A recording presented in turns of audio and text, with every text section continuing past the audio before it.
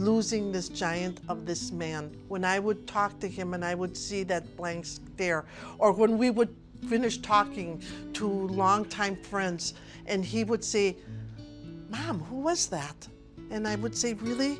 And he said, "Well, I have no idea." Many times I just wanted to grab him and shake him and say, "Ed, I know you're in there. I know you're in there. You have to come out. You have to come out." But because of the progression of the Alzheimer's dementia, that wasn't possible.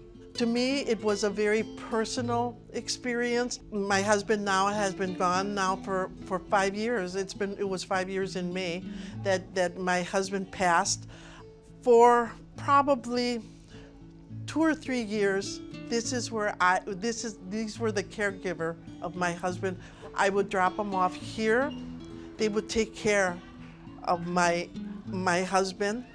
2 days a week I would bring him, and I wouldn't have to worry. I would drop him off and pick him up and knew that he was in the best hands. We need to know that there's help, there are resources to help you cope with this caregiving role that people must have. First off, Hispanics and Latinos right now are the most uninsured group in Wisconsin. So if you don't have health insurance, that's obviously a barrier of going to the doctor. But even if you do go to the doctor, there are some barriers around getting a proper diagnosis. Many of the tools that the practitioners use are culturally biased. They have language problems. There's another barrier in that there's not enough clinicians in Hispanic practicing doctors and clinics. And that's one of the great stories of UCC and the Latino Geriatric Center, because we're a national model now, because we have broken that barrier. We have dementia-capable care for Latinos in Milwaukee. That doesn't exist in some other parts of the country. I think that if the person has concern about memory, or if a family member especially has concern about changes in the loved one, in the spouse or in the parent, that concern has to be addressed, because one does not have to assume that we are dealing with a progressive Alzheimer's disease. One does not have to assume that this is just normal aging. Because in the field of Alzheimer's, we know that Alzheimer's disease is nothing but the end stage of a process that started probably 20 years earlier, if not even further back. So we need to intervene pharmacologically, not when the person has Alzheimer's disease, but before. Otherwise, we won't have enough time to make a difference. It's a clear-cut disease. You can see what it does to brain cells. It destroys them. So by the time a person is in the middle stages of Alzheimer's, as much as 25% of their brain has actually been destroyed. It's not there anymore. So cure is a hard word, because you'd have to figure out a way of not just replacing all those brain cells, but replacing all those memories. So the big goal in Alzheimer's is actually prevention, through research, to come up with ways to identify it as early as possible, even before the person is showing symptoms, and then take steps that will push it off into the future 5 years, 10 years, maybe allow people to avoid it 100%. That's the goal of the research. ¿Cuándo fue que te casaste?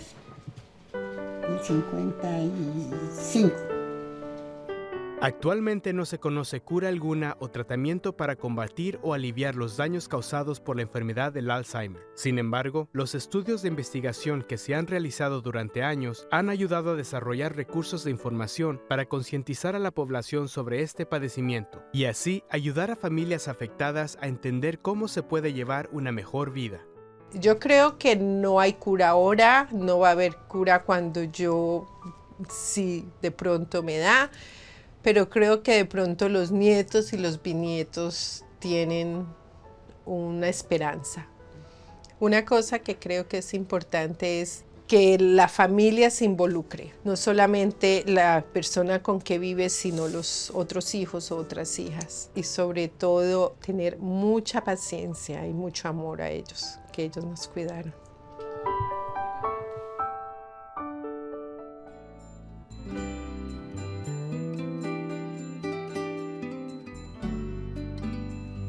En la actualidad, y gracias a su dedicación, el centro de la comunidad Unida UCC sigue sirviendo a las familias cuyos padres padecen Alzheimer en Milwaukee y ha extendido sus servicios a otros condados.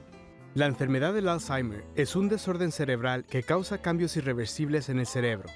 Es una enfermedad silenciosa que ataca la mente y la memoria de las personas afectadas. Es la sexta causa principal de la muerte en los Estados Unidos y la quinta causa principal de muerte para los mayores de 65 años. De acuerdo a la Asociación del Alzheimer, 1 de 9 americanos mayores de 65 años tiene la enfermedad del Alzheimer, con más de 5.3 millones de casos reportados en los Estados Unidos en el año 2016. Se espera que para el año 2050, el número de personas mayores de 65 años de edad con Alzheimer alcanzará a más de 13.8 millones. Traigo aquí y después te recojo por la tarde. Bueno, Ficamos por aquí. Bueno. De acuerdo a la Alianza Nacional para Cuidadores, hay más de 8 millones de cuidadores latinos en los Estados Unidos y aproximadamente 1.8 millones de ellos proveen cuidados para un familiar o un ser querido.